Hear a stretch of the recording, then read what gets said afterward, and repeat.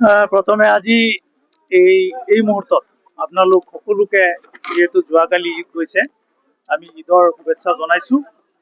আজি আমি কংগ্ৰেছ দলত আনুষ্ঠানিকভাৱে যোগদান কৰিছো, কাৰণ আপোনালোকে ইতিমধ্যে গম পাইছে মই অসম গণ পৰিষদ দলৰ পৰা প্ৰাৰ্থিত্ব প্ৰত্যাশী আছিলো। আপোনালোক সকলোৱে মিডিয়াৰ মাধ্যমত প্ৰচাৰ কৰিছিলে।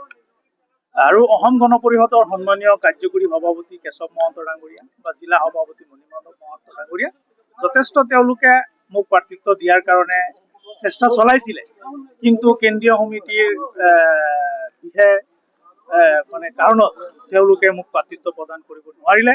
গতিকে তেওঁলোকে যিহেতু আমাক প্ৰচেষ্টা চলাইছিলে, দিব নোৱাৰিলে। কিন্তু চাওক, আমাৰ 93% সংখ্যালঘু সমষ্টি থকাৰ পিছতো ভাৰতীয় জনতা পাৰ্টীয়ে ইয়াত প্ৰাৰ্থিত্ব প্ৰদান কৰিছে বা চিটটো দিছে, কিন্তু 93% সংখ্যালঘু মানুহ থকাৰ পিছতো আমাৰ সংখ্যালঘু মানুহক প্ৰাৰ্থিত্ব প্ৰদান কৰা নাই।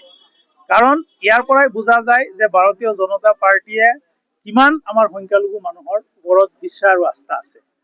কিন্তু এতিয়া যিটো পৰিপ্ৰেক্ষিতত চামগুৰি সমষ্টিৰ 93% মানুহ আমাৰ সংখ্যালঘু, গতিকে আমি যিটো দেখা পাইছো যে অহা নিৰ্বাচনত, যিটো অহা 9 তাৰিখে নিৰ্বাচন অনুষ্ঠিত হ'ব, সেই নিৰ্বাচনত আমাৰ কংগ্ৰেছ দলৰ প্ৰাৰ্থী তানজিল হুছেইন ডাঙৰীয়াই বিপুল ভোটত জয়লাভ কৰিব।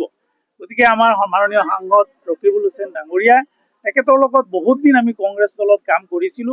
পুনৰবাৰ তেখেতে কাম কৰাৰ কাৰণে মোক মাতিছে, আৰু সেই হিচাপে মই তেখেতৰ প্ৰতি কৃতজ্ঞতা স্বীকাৰ কৰি আজি আনুষ্ঠানিকভাৱে কংগ্ৰেছ দলত যোগদান কৰিছো।